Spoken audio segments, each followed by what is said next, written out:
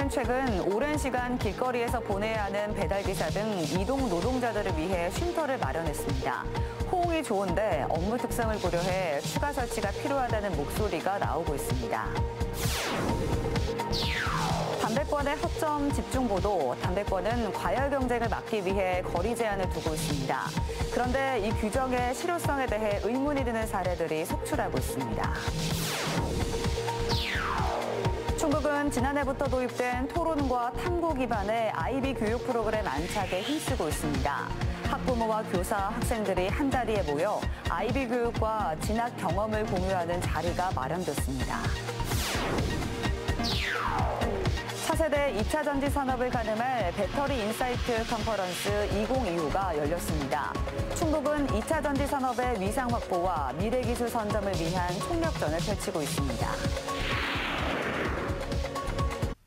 여러분 안녕하십니까. CJB 8시 뉴스 시작합니다. 연일 폭염이 계속되고 있습니다. 오랜 시간을 길거리에서 보내야 하는 배달기사와 대리운전기사 등 이동 노동자들이 특히 힘든 시기인데요. 최근 충북에서 최초로 청주시가 이들을 위한 쉼터를 만들었는데 추가 확대의 필요성이 제기되고 있습니다. 이환 기자입니다. 최근 청주시가 충북에서 처음으로 만든 이동 노동자 쉼터입니다. 폭염 속의 길거리에서 오랜 시간을 보내야 하는 이동 노동자들에게는 정말 반가운 시설입니다. 보도블록이나 그늘이나 아니면 오토바이에 앉아서 이렇게 굉장히 불편하게 쉬었거든요. 근데 지금 같은 경우는 이렇게 쉼터가 있으니까 맘 놓고 와서 이렇게 시원한 곳에서 쉴 수 있는 게 너무 좋은 것 같습니다. 다만 다른 지역 이동 노동자 쉼터에 비해 내부 시설이 부족해 아쉽다는 의견이 있습니다. 대전시에 있는 이동 노동자 쉼터 한번 가보시면 비교가 너무 될 텐데요. 거기는 모임방도 있고. 이동 노동자들의 업무 특성을 고려해 쉼터 추가 설치가 필요하다는 주장도 있습니다. 이동 노동자 쉼터 한 개에 그칠 게 아니라 청주시에 있는 구별로 최소 한 개씩은 확대되어야 된다고 생각합니다. 청주시는 이동 노동자들의 이런 요구를 긍정적으로 검토하고 있습니다. 근데 생각보다 이용자분들도 많고 반응들도 좋아서 일단 처음 한 거 시작하고 운영하는 걸 봐가면서 고칠 점은 고치고 좀 더 개선을 해서 차츰차츰 확대할 수 있는 방향으로. 최근 의회에서도 4개 구별 이동 노동자 쉼터의 필요성이 제기돼 왔습니다. 이에 따라 예산만 확보된다면 쉼터 추가 설치에는 걸림돌이 없는 상태입니다. CJB 이환입니다. 2년 전 여름철 물이 넘쳐 피해가 발생했던 괴산댐이 올해 홍수기에는 제한 수위를 평소보다 낮춰 운영합니다. 한국수력원자력 한강수력본부는 괴산댐의 평상시 제한 수위인 134m를 오는 9월 20일까지 128.65m로 낮춰 유지하기로 했습니다. 또 27개를 상시 개방해 하류로의 지속적인 방류가 가능하도록 조치하고 약 5억 원의 수익 감소가 예상되지만 홍수 피해 예방을 위해 전력 생산도 중단하기로 했습니다. 네, 담배권의 허점 집중 보도 이어갑니다. 담배권은 편의점 등의 과열 경쟁을 막기 위해 거리 제한 기준을 두고 있습니다. 청주의 경우 50m에 한 장만 발급이 가능한데 이 거리 제한 기준의 실효성에 의문이 드는 사례들이 속출하고 있습니다. 김민영 기자입니다. 청주시 용암동의 한 아파트 단지에는 다른 브랜드의 편의점이 마주보고 있습니다. 2020년에 A 편의점이 들어왔고 그로부터 1년 뒤 맞은편에 B 편의점이 개점했습니다. 두 편의점의 거리는 도로교통법상 50m 이상. 도로교통법상 50m, 최단 직선거리가 아닙니다. 보행자가 횡단보도까지 건너는 거리까지 측정한 건데요. 과연 이 50m가 어느 정도 거리인지 제가 한번 출발해 보겠습니다.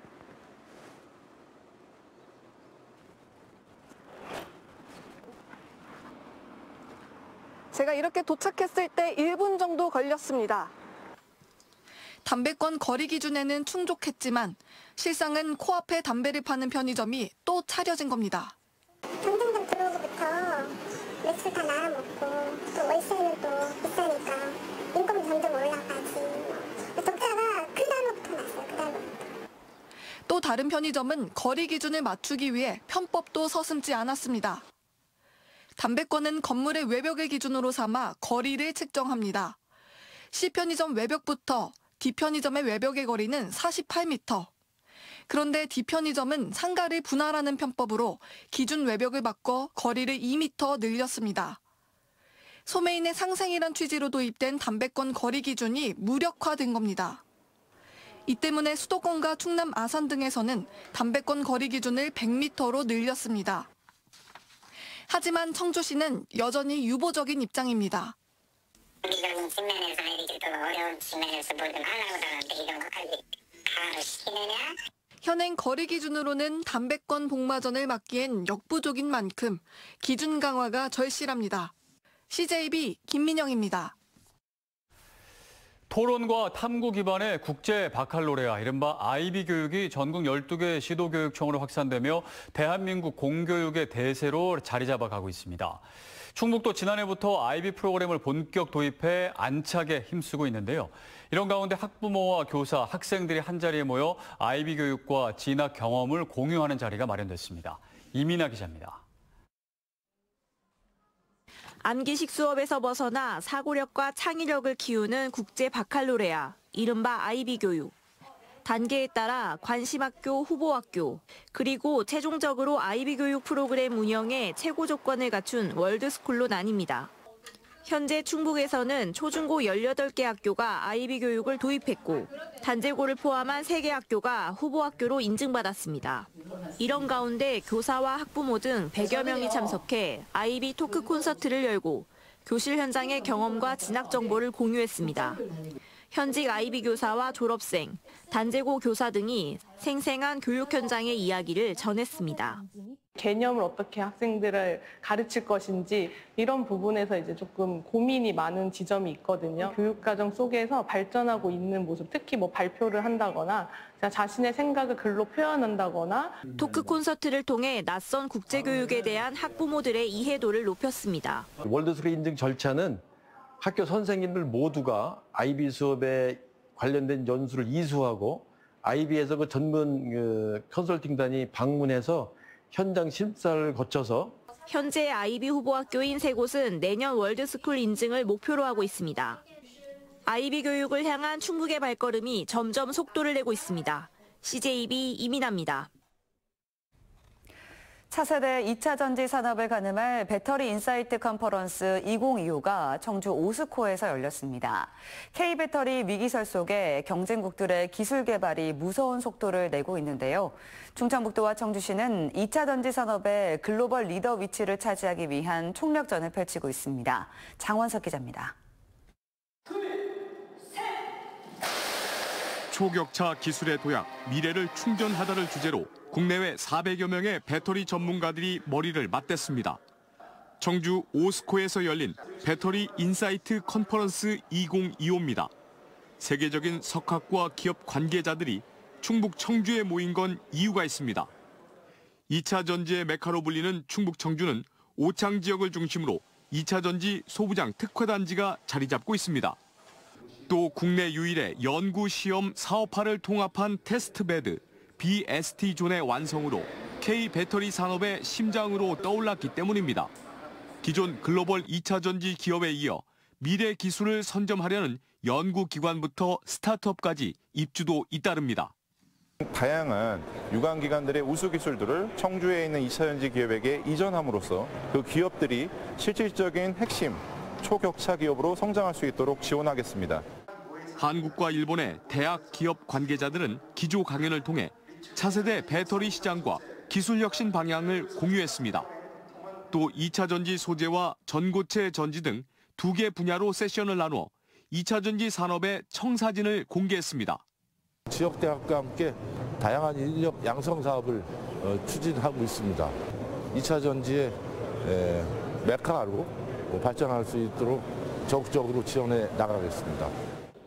충청북도와 청주시는 경쟁국들의 뜨거운 추격에 맞서 2차 전지 산업의 국제적 위상 확보와 미래 기술 선점을 위한 총력전을 이어가고 있습니다. CJB 장원석입니다. 단양의 대표 관광지인 다누리 아쿠아리움이 90억 원을 들여 새 단장을 마치고 확장 개관했습니다. 단순한 수족관을 넘어 미디어 아트를 접목한 아시아 최대 규모의 민물고기 생태관으로 도약하고 있습니다. 김세희 기자입니다. 열대 우림 속을 들어온 듯 드넓은 초원이 펼쳐지고 그 아래로는 아프리카 강을 본뜬 대형 수조에서 물고기들이 유유히 헤엄칩니다. 국내에서 보기 드문 아프리카 돌고래 모르미리드입니다. 신기한 것들도 있었어요. 거기에 제가 좋아하는 상어까지, 악어까지, 게다가 제가 밴도 봤고요. 그게 다 신기했어요. 단양의 대표 관광지 다누리 아쿠아리움이 대규모 전시관 확장 공사를 마치고 정식 개관했습니다. 지난 2023년 해양수산부 공모사업에 선정되면서 90억 원이 투입된 대규모 프로젝트로 1,500평 규모로 확장된 단양 아쿠아리움은 아시아 최대 규모의 민물고기 생태관으로 거듭났습니다. 열대 사바나부터 온대기후대까지 다양한 서식 환경을 조형물과 미디어 아트를 통해 생생하게 구현했고 세계 유일의 철갑상어인 아메리카 주걱 철갑상어와 흰동가리 등 국내외 희귀어종 100여 정도 새롭게 전시됐습니다. 다른 그러니까 아쿠아리움이나 이런 곳보다는 좀 관심 있게 보는 것 같아요. 물고기들도 우리나라 물고기들은 되게 화려하지 않다라고 생각했는데 색깔들도 화려하고 또 다른 데서 보지 못했던 것들 보고 하니까 아주 되게 관심 있게 보더라고요. 특별한 사냥술과 위장술을 가진 어류와 파충류 등 다양한 수생생물의 생태를 한눈에 볼 수 있는 전시 공간까지 단순한 관람을 넘어 직접 보고 느끼며 참여할 수 있는 체험형 관람에 초점을 맞췄습니다. 기존의 아쿠아리움을 정적으로 보던 흙물 위주로 그냥 보던 그런 환경에서 특징적이거나 우리가 환경을 어떤 기후에 살아가는지 그런 것들을 배울 수 있는 교육의 장소로. 이번 재단장으로 단양 다누리 아쿠아리움의 보유 생물만 319종 3만여 마리. 국내를 넘어 아시아 최대 규모의 민물고기 생태관으로의 도약을 하고 있습니다. CJB 김세희입니다.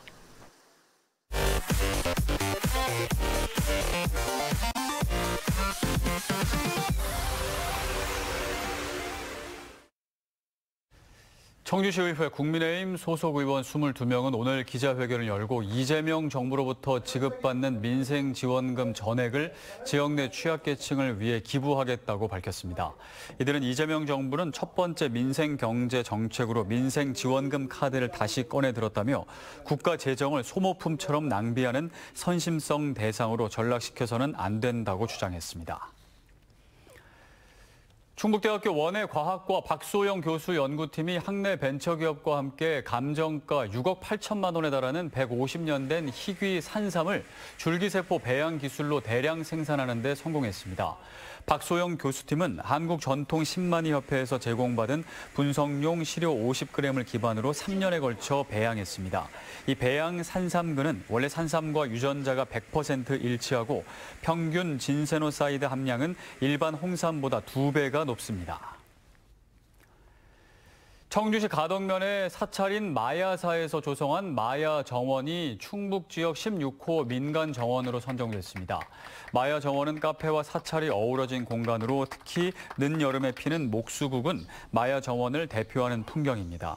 민간 정원으로 선정되면 국비 지원 사업 등의 인센티브가 제공됩니다. 한편 불교계 대표 문필가인 마야사 주지 현진 스님은 민간 정원 지정을 통해 수행과 포교, 삶의 지혜를 더 많은 이들과 나눌 수 있는 계기가 마련됐다고 소감을 밝혔습니다. 청원경찰서는 놀이터에서 놀고 있던 7살 남자아이를 납치하려고 한 50대 여성 A씨를 붙잡아 조사하고 있습니다. A씨는 어제 저녁 7시쯤 청주시 우암동의 한 놀이터에서 7살 남자아이를 납치하려다가 이를 목격한 주민의 신고로 경찰에 현행범으로 체포됐습니다. A씨는 경찰 조사에서 기억이 안 난다고 진술한 것으로 전해졌으며 경찰은 재범 가능성을 고려해 구속영장을 신청했습니다.